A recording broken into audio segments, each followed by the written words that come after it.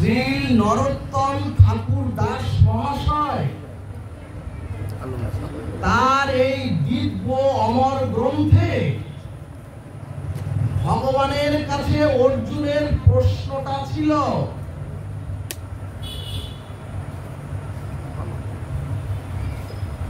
অথ কেন প্রযুক্ত অয়ং পাপং চরতি পুরুষঃ। অর্থাৎ অর্জুন বললেন, হে জনার্দন, হে অনাদির আদি, হে পরম পুরুষ, হে গোবিন্দ, মানুষ জানে পাপের দ্বারা তার পতন, স্খলন এবং ধ্বংস হয়, তবুও কেন মানুষ পাপ করে? হে প্রভু, তুমি আমার এই প্রশ্নের সদুত্তর দাও। অর্থাৎ শ্রী অর্জুন জিজ্ঞেস করলেন, হে প্রভু, মানুষকে কে পাপ করায়?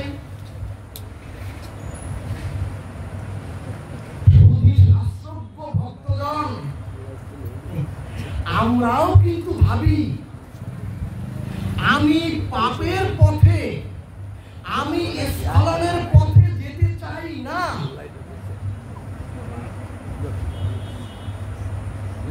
আমরাও কিন্তু ভাবি আমি শান্তির পথে, আমরাও ভাবি আমি প্রগতির পথে, আমরাও ভাবি আমরা কল্যাণের পথে, মুক্তির পথে যেতে চাই। তাহলে কে জোর করে আমার ভিতর থেকে, তাহলে কে জোর করে আমাকে, আমার ভিতর থেকে আমাকে পাপ পথে নিয়োগ করে?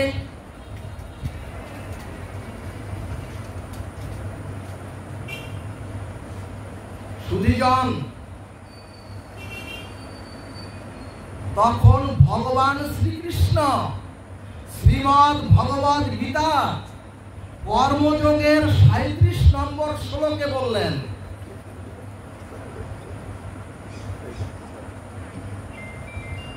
কাম এসো ক্রোধ এসো রজগুণ সমুদ্ভব।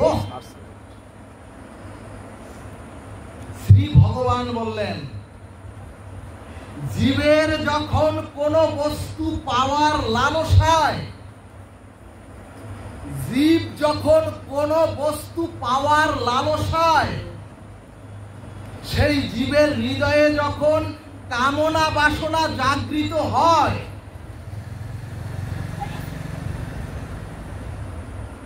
ভগবান বললেন ওই কামনাই জীবকে পাপ পথে নেওয়ার এক দুর্জেয় শত্রু। রাধে রাধে।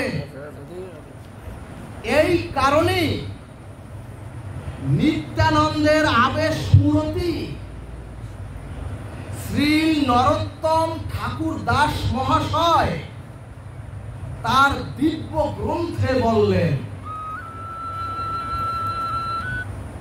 দেহে বৈশে রিপুগণ আর যতেক ইন্দ্রিয়গণ, কেহ কারো বাধ্য নাহি হয়। শুনিলে না শুনে কান, জানিলে না জানে প্রাণ, তরাইতে না পারে নিশ্চয়। অর্থাৎ আমাদের ইন্দ্রিয় অথবা রিপুগুলি, আমাদের ইন্দ্রিয় অথবা রিপুগুলি আমাদের নিয়ন্ত্রণে নাই, এবং এরা কেউ কারো কথা শোনে না। অর্থাৎ আমাদের নিয়ন্ত্রণে আমাদের চক্ষু, আমাদের কর্ণ, জিহ্বা, নাসিকা, ত্বক নাই। এমনকি আমাদের মধ্যে যে মন, এই মনও কারো কথা শোনে না। এখন প্রশ্ন, তাহলে জগৎ জীবের উপায় কি? ভক্তগণ, প্রেম ভক্তি চন্দ্রিকায় বলছে, শুনিলে না শুনে কান। অর্থাৎ এত শাস্ত্র উপদেশ, এত সাধু উপদেশ, এত বিধিনিষেধ জানার পরেও কেন কান শোনে না?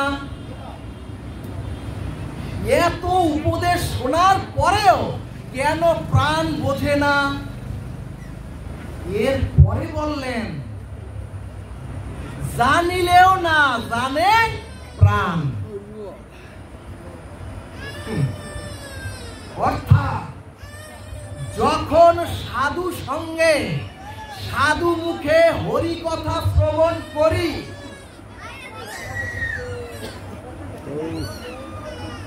যখন আমরা ভাগবতীয় আসরে সাধু মুখে হরি কথা শ্রবণ করি, তখন প্রাণটা জুড়িয়ে যায় এবং মনে হয় আর কেন যাব, আর কেন থাকবো অন্ধকারের পথে। কখন মনে হয় এবার সত্য আলোর পথে, এবার আমরা ভগবত ভজনের পথে চলবো। কিন্তু আমাদের হচ্ছে না কেন? এবং কেন এই ইন্দ্রিয় আর রিপুকে আমরা কেউ নিয়ন্ত্রণ করতে পারছি না? শ্রীমদ্ ভাগবত এখানে দৃষ্টান্ত দিলেন। গ্রাম বাংলায় যখন বিষাক্ত সাপ, গ্রাম বাংলায় যখন একটি বিষাক্ত সাপ একটি বেজিকে বারবার দংশন করলেও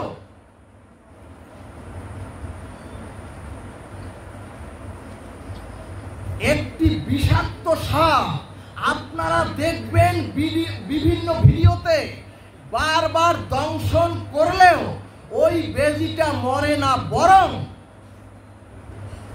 ওই বেজিটাই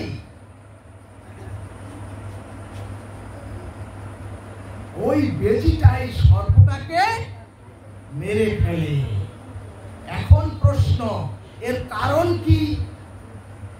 সর্পের বিষে তো জীব মৃত্যুবরণ করবেই, সর্পের বিষে তো ওই বেজি মৃত্যুবরণ হবেই। তাহলে এর কারণ কি?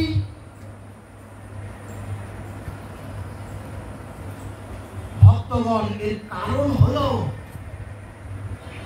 যখন ওই সর্প দংশন করে বেজিকে, তখন ওই বেজি তার দেহের ওই বিষক্রিয়া নাশ করে ওই সর্পকে ধ্বংস করার প্রত্যয়ে ওই বেজিটি মুহূর্তের মধ্যে দৌড়ে গিয়ে জঙ্গলে গিয়ে ওই বেজির একটি ঔষধি গাছের শিকড় খাওয়ার সাথে সাথে বিষধর সাপের বিষক্রিয়া নষ্ট হয়ে গিয়ে তখন ওই বেজিটাই বিষধর সাপটাকে মেরে ফেলে। ঠিক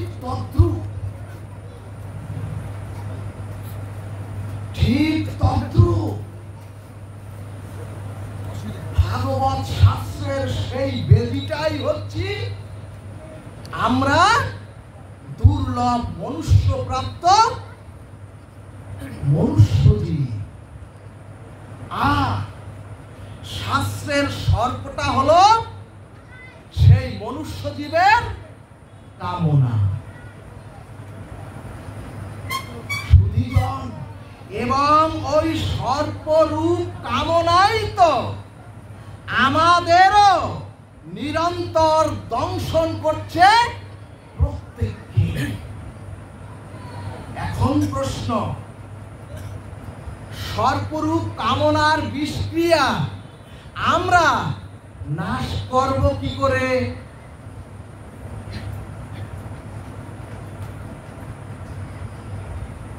চৈতন্য ভাগবতে এসে মহাজনগণ সিদ্ধান্ত দিলেন,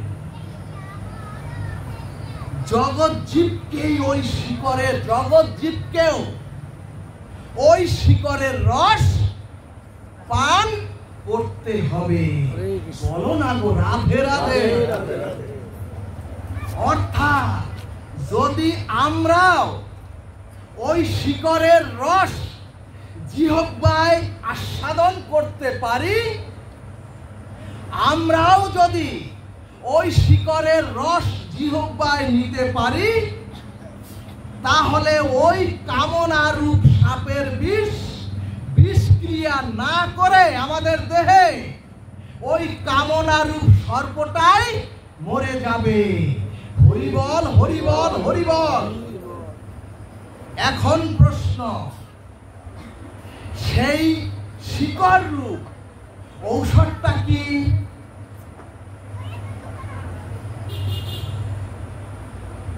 সর্ব বেদান্ত সার অমল পুরাণ ভাগবত বললেন, সাধু মুখে হরিকথা আর হরিনামই হচ্ছে একমাত্র মহা ঔষধ।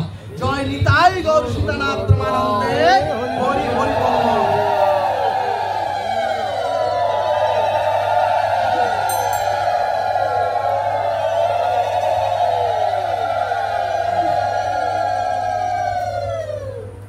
তাহলে ভাগবত বললেন, সাধু মুখে হরিকথা আর হরিনাম আশ্রয়ই হলো কামনারূপ কাল বিষধর সর্পের কাল বিষ হতে বাঁচবার একমাত্র মহা ঔষধ। এরপরে ভাগবতে ভগবান বললেন, রিপুরূপ কাল সর্প আমাদের দেহে বাস করে জীবকে বিপদগামী করার নিরন্তর চেষ্টায় ওই ষড়রিপু বলশালী। এজন্যই ভগবান বললেন, ওগো ওগো অর্জুন রূপী জগৎজীব, তোমরা কেউ তোমাদের ইন্দ্রিয়ের সাথে শক্তিতে ক্ষমতায় কেউ পারবে না। কাজেই তোমরা যেখানেই হরিকথা, যেখানেই হরিনাম রূপ মহা ঔষধ থাকবে, সেখানেই গিয়ে সেই ঔষধ গ্রহণ করে তোমরা কাল সর্পকে ধ্বংস করে দাও। রাধে রাধে। এরপরে ভাগবত বললেন, ধর্মের আশ্রয়ে দীক্ষা শিক্ষা নিয়েও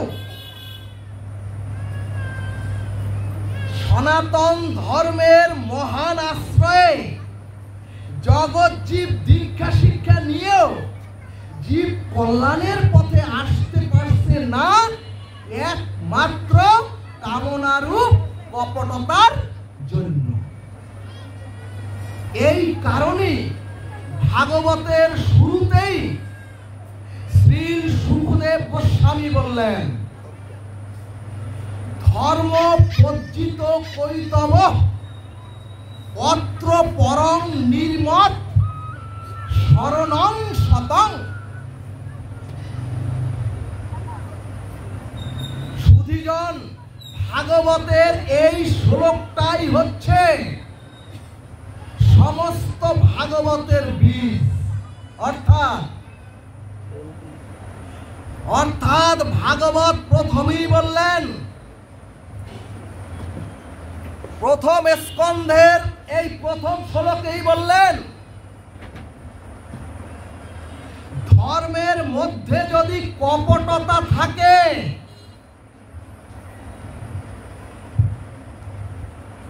সেই কপট ব্যক্তির কখনো প্রেম ভক্তি লাভ করা সম্ভব নয়, এবং সেই কপটতাই হচ্ছে জীবের কামনারূপ বিষ।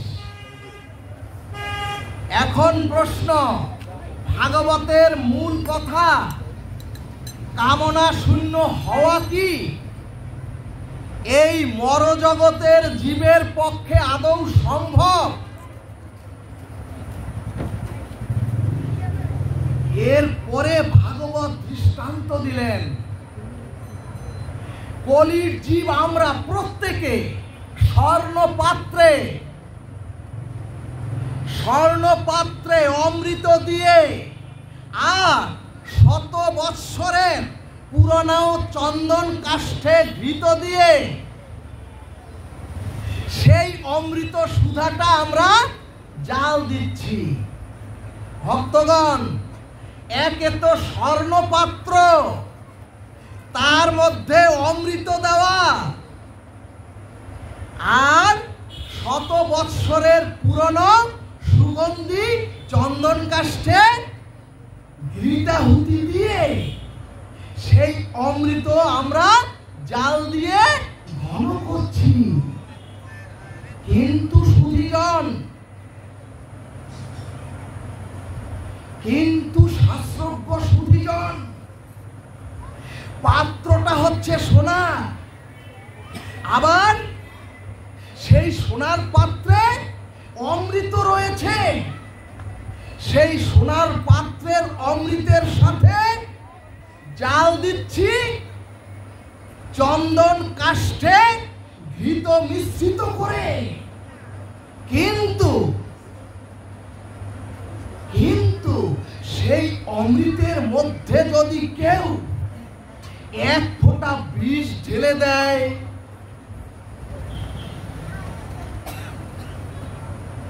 ভাগবত বললেন, ওরে যতই সোনার পাত্র হোক, ওরে যতই ঘৃতাহুতি হোক, ওরে যতই চন্দন কাষ্ঠে জাল দেয়া হোক, ওরে তোরা শোন, অমৃত পান করলেও, ওই অমৃত পান করলে তো বিষক্রিয়ায় তোমাদের সকলকে মরতে হবে।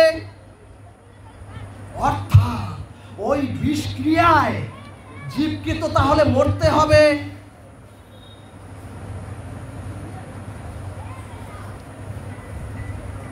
ঠিক তদ্রূপ আমরাও মনুষ্য জন্ম পেয়ে,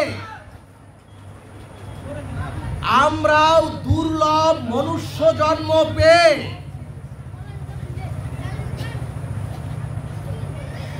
আমরাও দুর্লভ মনুষ্য জন্ম রূপ এই স্বর্ণ পাত্র পেয়েছি প্রত্যেকে।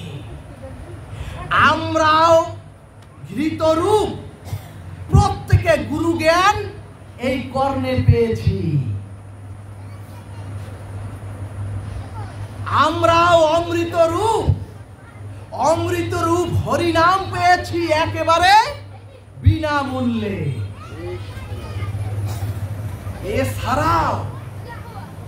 এছাড়াও আমরা প্রত্যেকে পেয়েছি চন্দন কাষ্ঠ রূপ এই শাস্ত্র জ্ঞান। কিন্তু সব বৃথা হয়ে গেল কামনারূপ বিষ প্রয়োগ হয়ে। বলো না গো, রাধে রাধে। রাধে রাধে। এই জন্যই ভাগবত বললেন, ধর্ম করতে হলে কপটতা ছাড়তে হবে। আর জীবের কপটতা হলো ওই কামনা। এখন প্রশ্ন, আমরা তো জানি কামনা মানে, কামনাগুলি কি কি? শ্রীজন ভাগবতের স্ত্রী পুত্র, এই কন্যা সন্তান, এই কামনার কথা ভাগবত বলেননি। ভাগবত বললেন ধর্ম, অর্থ, কাম আর মোক্ষ, এই চারটি বাসনা কামনা নিয়ে কেউ যদি ভাগবত রাজ্যে আসে,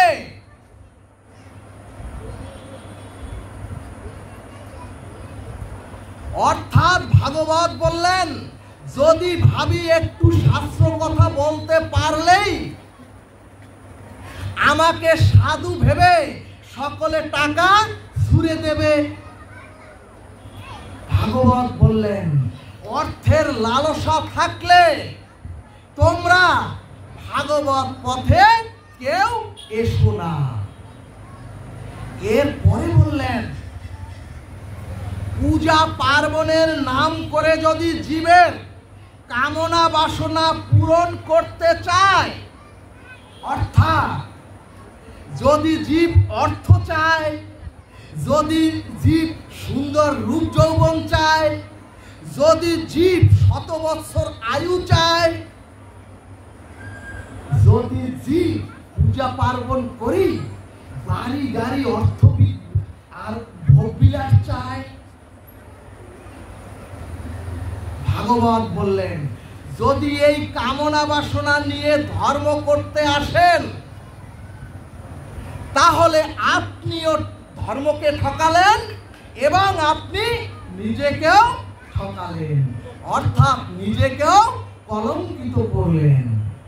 শাস্ত্র স্পষ্ট বলে দিলেন ধর্ম, অর্থ, কাম আর মোক্ষের জন্য ভাগবত ধর্ম নয়, এই হরি কথা নয়, আর তারক ব্রহ্ম হরি নামও নয়।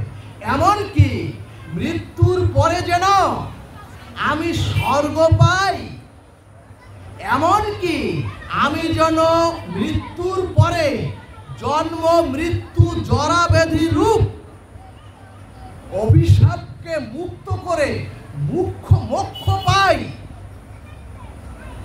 ভাগবত বললেন এই মোক্ষ বাসনাও যদি তোমাদের মধ্যে থাকে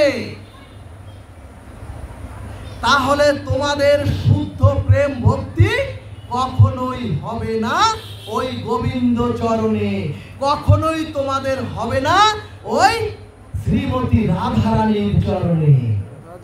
ভক্তগণ, ভাগবতের কপটতা মানে মুখে বলছি এক আর মনে হচ্ছে আর এক, অর্থাৎ মুখে বলছি ধন চাই না, মুখে বলছি মান চাই না, মুখে বলছি এই ভোগ বিলাস চাই না, আমরা প্রেম ভক্তি চাই, হে প্রভু তোমার চরণ আশ্রয় চাই। কিন্তু মনে যদি থাকে মুক্তির বাসনা আর মনে যদি থাকে কামনা বাসনা, কিন্তু মনে যদি থাকে অর্থ আর ভোগ বাসনা, ভাগবত বললেন তোমরা কপট, এবং কপট ব্যক্তি শুদ্ধ প্রেম ভক্তি কখনোই পাবে না। সুধীজন, ভাগবত দৃষ্টান্ত দিলেন এই চরাচরের জগৎকে ভগবান বললেন অনিত্যম অসুখম।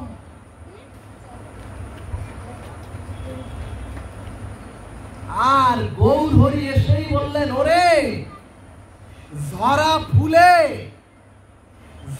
ফুলে আর ভ্রমর বসে না, ওরে ওরে তোরা শুনে রাখ, যে জঙ্গলের তৃণ ঘাস দাবাগ্নিতে পুড়ে যায় ওরে সেখানে আর হরিণ বসবাস করে না। ওরে হরি বললেন ওরে যে বৃক্ষে ফল নাই সেই বৃক্ষে কখনো পাখি বাসা বাঁধে না। এই সংসারে যতদিন মনুষ্য জীবের জীবন যৌবন দিয়ে সকলকে যতক্ষণ সুখ দিতে পারবেন, ততদিন তুমি তার প্রিয় থাকবে, এবং এরপরে আমি ঝরা ফুলে পরিণত হব। এজন্যই ভাগবত বললেন, এই জগতের কোন অনিত্য সম্পর্ক প্রিয় হতেও পারে, এই জগতের সকল সম্পর্ক প্রিয়তর হতে পারে, কিন্তু এ জগতের কোন সম্পর্ক প্রিয়তম হতে পারে না। শাস্ত্র বললেন, যা বিদ্যান প্রিয় হরি, অর্থাৎ যে বিদ্যার দ্বারা শ্রী হরিতে প্রিয়তম অনুরাগ সৃষ্টি হয়, সেটাই হচ্ছে বিদ্যা। ভাগবত বললেন, যিনি অনিত্য সম্পর্ক থেকে, অর্থাৎ এই কাল কবলিত দুঃখময় অনিত্য সম্পর্ক থেকে প্রিয়তাটা শ্রী ভগবানের চরণে প্রিয়তম করে অর্পণ করতে পেরেছেন, তিনি হচ্ছেন একমাত্র এ চরাচরের